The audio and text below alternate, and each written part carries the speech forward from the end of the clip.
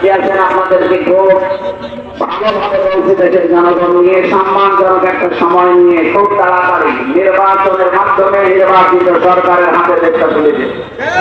তাহলে ওদের ষড়যন্ত্র সব মাঠে মারা যাবে, নয়তো যতদিন এভাবে থাকবে ওদের ষড়যন্ত্র থামবে না।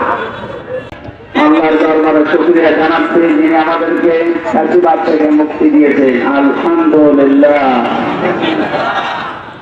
এটা কত বড় নিয়ামত আজকের এই দৃশ্য দেখে আমরা টের পাচ্ছি। এই ময়দানে বহুবার আসার চেষ্টা করেছিলাম, 15.5 বছরের ভেতরে আমি প্রায় 11-12 বছর ধরে ময়দানে আল্লাহর কোরআনের কথা বাংলার বিভিন্ন প্রান্তে যায়, কিন্তু এই জেলাতে আসতে দিত না। কোরআনের কারণে যারা বন্ধ করে দিয়েছিল আল্লাহ তাদেরকেই বন্ধ করে দিয়েছে।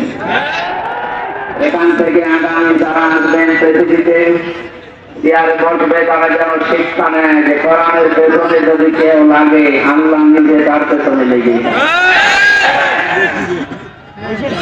আমরা সাবধান থাকবে বিষয়টাতে। সারা উদ্ধার কাজ চলছে বাংলাদেশে, সংস্কার চলছে, বৈষম্য দূর করার চেষ্টা চলছে এই দেশে।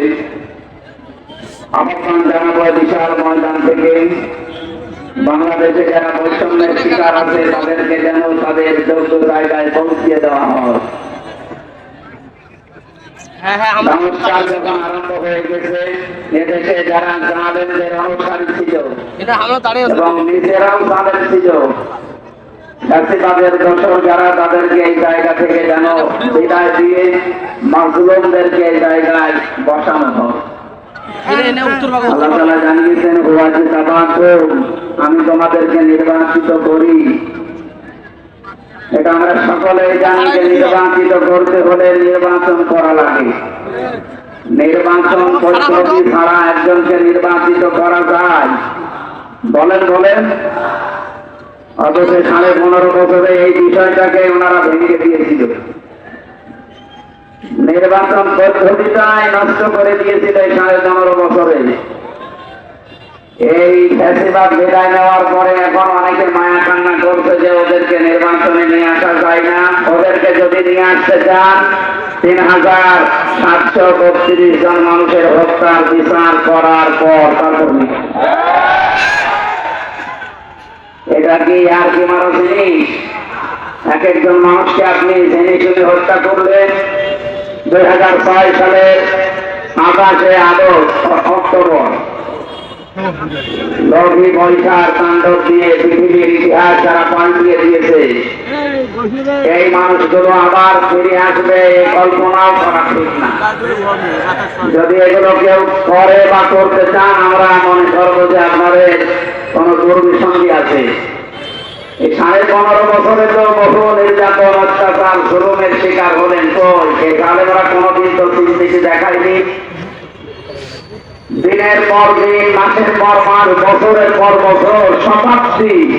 আলহামদুলিল্লাহ, একটা শিরিক দূর করা দরকার বাংলাদেশ থেকে। এই যে তাকবীর দিল, এই দেশে যারা রাজনীতি করবেন, স্লোগান দিবেন, আল্লাহু আকবার বাদ দিয়ে কোন স্লোগান এই দেশে চলবে না। আর অন্য স্লোগানের ভেতরে শিরিক আছে, কথা বলেন না কেন? যাদের এই বিশ্বাস আছে এই দেশে সমস্ত ক্ষমতার উৎস জনগণ, এক্ষণে আপনি তাওবা করে পাল্টাবেন।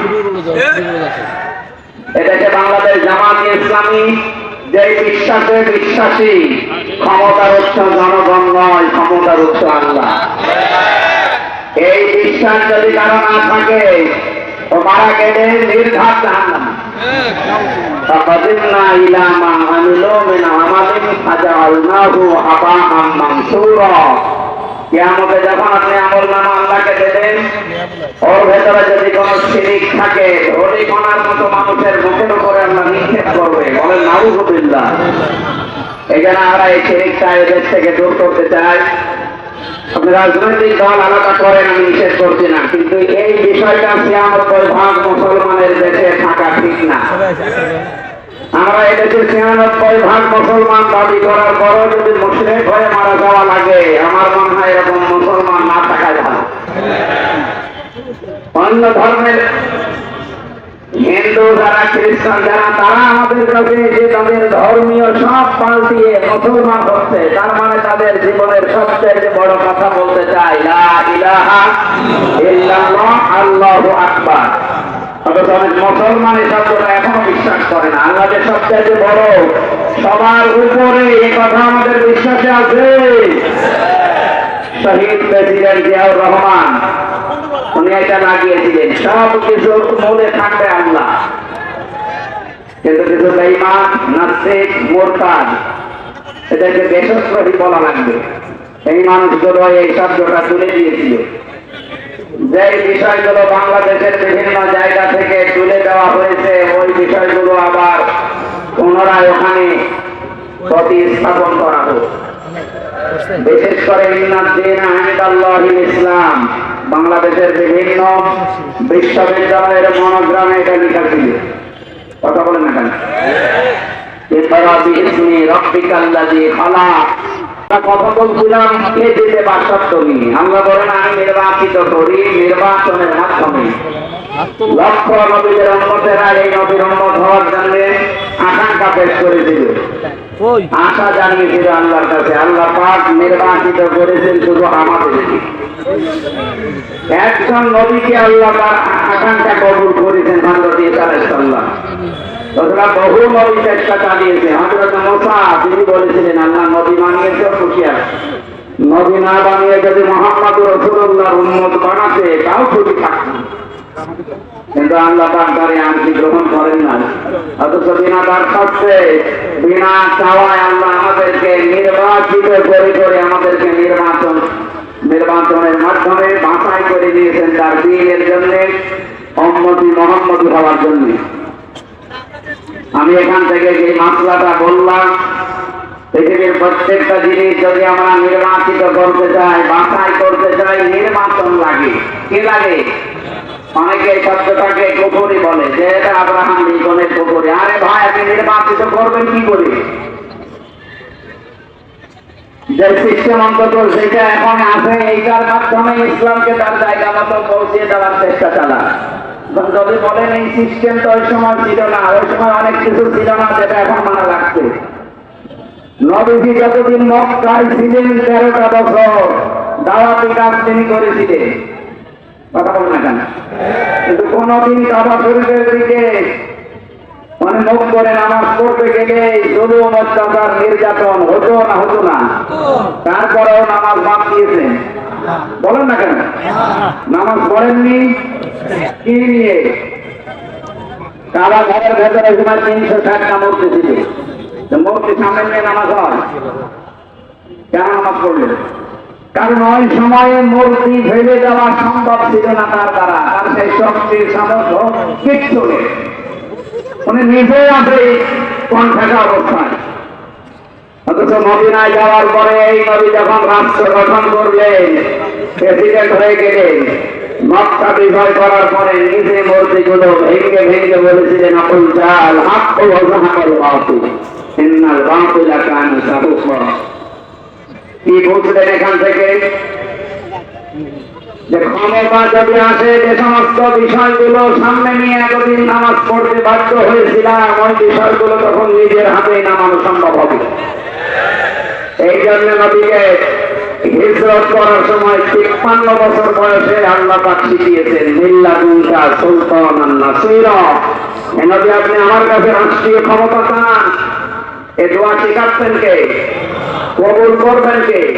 তার মানে আমি যদি আপনাকে কোনো কিছু শিখিয়ে দেই, এটা আমার নিজের কথা, অবশ্যই এটা আমার কাছে বললে এটা আমার কাছে ভালো লাগবে। আল্লাহ নিজে শিখিয়ে দিচ্ছেন যে বলেন যে আমাকে রাষ্ট্রীয় ক্ষমতা দাও, কিন্তু যে রাষ্ট্রীয় ক্ষমতার ভেতরে তোমার সাহায্য থাকে। আর আল্লাহর সাহায্য পাইতে হলে আমরা দুইটা বিষয় জানি, পূরণ করা লাগে। আল্লাহ হালাল কোরআন ওয়াত্তাকু লাফাতাহনা আলাইহিম বারাকাতিন মিনাস সামাই ওয়াল আরদ। আল্লাহ বলেন যদি জনপদের লোকেরা, দেশের লোকেরা আমার প্রতি ঈমান আনার পর, বিশ্বাস করার পর তাকওয়া অবলম্বন করে। তাকওয়া এই শব্দটা নিয়ে বহু কথা আমাদের এই দেশে প্রচার করা আছে। আমরা তাকওয়া শব্দ শুনলে মনে করি এরকম জোপা গায়ে দেওয়া লাগবে, এরকম বলটুকু মাথায় দিয়ে হাজি রুমাল দিয়ে একটা দশটি হাতে দিয়ে শুধু সুবহানাল্লাহ পড়বে, দুনিয়ার কোনো নিয়ম নীতি ওর মনে নেই, এইটা তাকওয়া না। তাকওয়া শব্দের আধুনিক ব্যাখ্যা হচ্ছে আল্লাহর নিষিদ্ধ বস্তুগুলো ঘৃণা ভরে ছেড়ে দেওয়া। আর এটা ছাড়তে হলে আদেশের জায়গায় থাকা লাগে, অনুরোধের জায়গায় থাকলে এটা নিষিদ্ধ বস্তু ছাড়ানো সম্ভব না।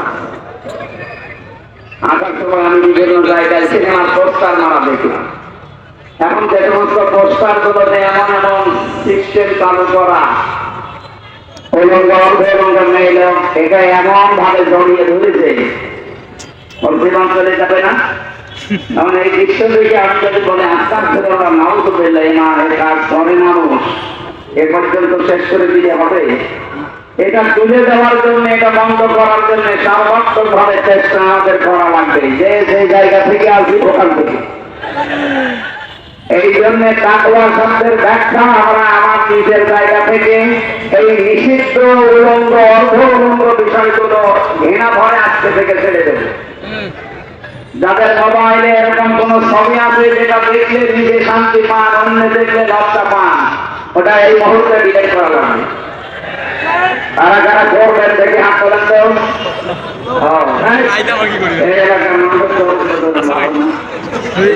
মানে অনেকের মোবাইলে দেখে একটা মোবাইল দেখতে দেখি যাদের আছে আপনি এগুলি করে ডিলিট করে ফেলেন। কার মোবাইল কখন থেকে হুজুরের কাছে দেবো তখন আপনি জানা পাবেন। এটা তাকওয়ার প্রথম ব্যাখ্যা। 2 নাম্বার ব্যাখ্যা হচ্ছে যোগ্যতা অর্জন করা।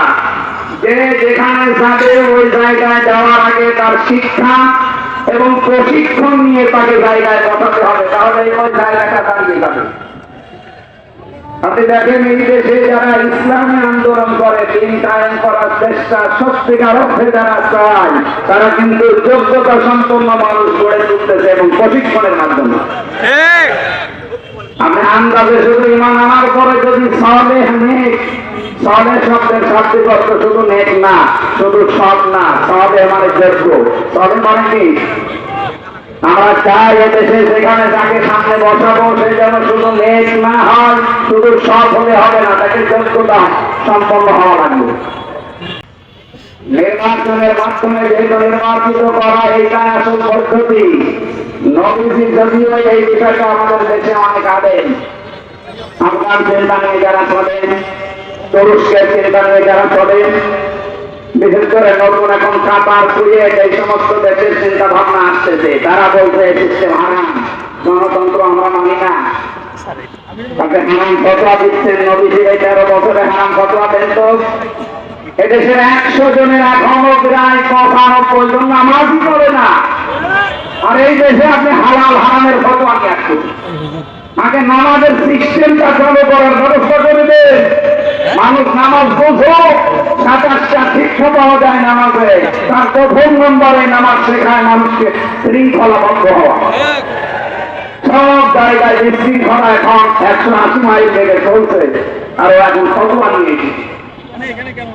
এই জন্য নবীজি যদি নিজে ক্ষমতার শক্তি না থাকার কারণে মূর্তি সঙ্গে নিয়ে নামাজ পড়তে পারে, যারা দায়িত্বে আছেন আপনাদেরকে খুব ভালোভাবে বলতে দেশের জনগণ নিয়ে সম্মানজনক একটা সময় নিয়ে খুব তাড়াতাড়ি নির্বাচনের মাধ্যমে নির্বাচিত সরকারের হাতে দেশটা তুলে দেবে, তাহলে ওদের ষড়যন্ত্র সব মাঠে মারা যাবে। নয়তো যতদিন এভাবে থাকবে ওদের ষড়যন্ত্র থামবে না। আমরা আশা করছি আমাদেরকে আল্লাহ নির্বাচিত করেছেন, আর এই ময়দানে আসার জন্য আমরা নির্বাচিত। সবাই এখানে আসতে পেরেছে, আমাদেরকে যারা তিনি আনতে নির্বাচিত করে বাছাই করে বলেন আলহামদুলিল্লাহ।